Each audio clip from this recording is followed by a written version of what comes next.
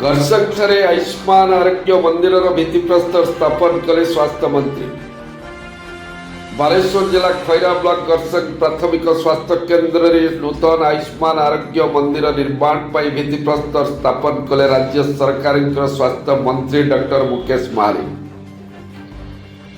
यह भित्तिप्रस्तर स्थापन कार्यक्रम में सिमुलिया विधायक पद्मलोचन पंडा नेतृत्व होता बेले स्वास्थ्य मंत्री मुख्य अतिथि भाव जोगदे भित्तिप्रस्तर स्थापन शुभ शिलान्यास करथिले। एक कार्यक्रम में सम्मानित अतिथि भाव खैरा ब्लॉक अध्यक्ष अभिलिप्सा साहू, जिला मुख्य चिकित्सा अधिकारी डॉक्टर प्रभात कुमार बेहरा प्रमुख उपस्थित थे। यह प्रकल्पर अटकल मूल्य 1,27 लाख होता बेले अंचल स्वास्थ्य विकास पर समस्त पदक्षेप नेबे बोली मंत्री प्रतिश्रुति देवा सह आसंता काली देश में महिला नूतन कैंसर टीकाकरण शुभारंभ होगा नहीं स्वास्थ्य मंत्री डॉक्टर मुकेश महारी घोषणा करिसेंति।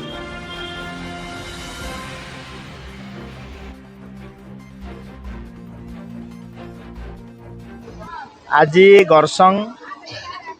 जीपीर आमे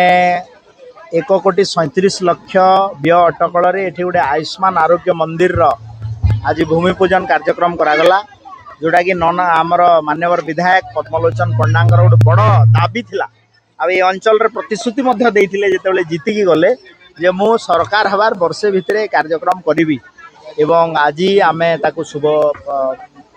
तार भित्तिप्रस्तर स्थापन करिछु एवं बिल्डिंग हेले एठी लोके चिकित्सा सुविधा पाइबे एवं विशेष करी अंचल लोके 106 प्रकार मेडिसिन एवं 16टी टेस्ट जोटा कि मागणार उपलब्ध होगा, जमती कि ब्लड सुगर, हिमोग्लोबिन, एड्स एभलिया सबू टेस्ट सुविधा एठू हे पारे। अनेक आरोग्य मंदिर अच्छी किंतु फार्मासी पिला ना तो केबे नियुक्ति हेबे किछि किंतु नियुक्ति आपण देखंतु सरकार घोषणा करिसंती एथर बजेट रे जो ग्राम पंचायत रे आयुष्मान आरोग्य मंदिर नाही आमे पाखापाखी 6,723 ग्राम पंचायत रु 2,000 रे आयुष्मान आरोग्य मंदिर नथिला। सेतिपाई ई वर्ष बजेट रे 1,800 रु अधिका आयुष्मान आरोग्य मंदिर करिया पई व्यवस्था करूछु एवं ता सहित CHO कम्युनिटी हेल्थ ऑफिसर रो मध्ये अभाव थिला। ताको आमे 4,500 कम्युनिटी हेल्थ ऑफिसर पई ई वर्ष एडवर्टाइजमेंट देइछु, जा द्वारा कि सबू ग्राम पंचायत रे community health officer, multipurpose health worker male female एवं जीवन शैली परिवर्तन पाई मध्य योगा टीचर ये आयुष्मान आरोग्य मंदिर गोटे योगा टीचर मध्य रही, जा द्वारा योगा टीचर माने आगुरु कौन होता 8 दिन योगा शिखोले, एवं बजेट रे प्रावधान कराई 20 दिन योगा शिखे, जा द्वारा कि आमे गोटे प्रिवेंटिव क्यूरेटिव से मोड ऑफ ट्रीटमेंट आड़ कैंसर टीका कथा कहउथले केबे कोन होते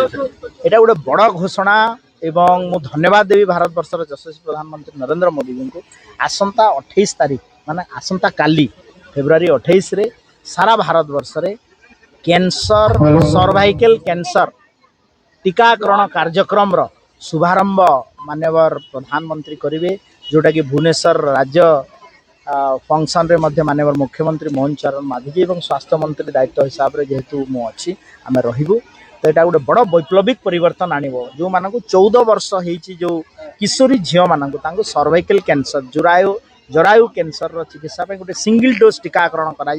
जो टीकार दाम हूँ 4,000 टंका, जोटा कि गरीब लोकटे दे पारिबनी, एतमे मागणार भारत सरकार तरफ राज्य सरकार अंचल अनेक मेडिकल अच्छी पाथोलैब अच्छी जोटा कि रेजिस्ट्रेशन ना तदंत किसी निश्चित भाव में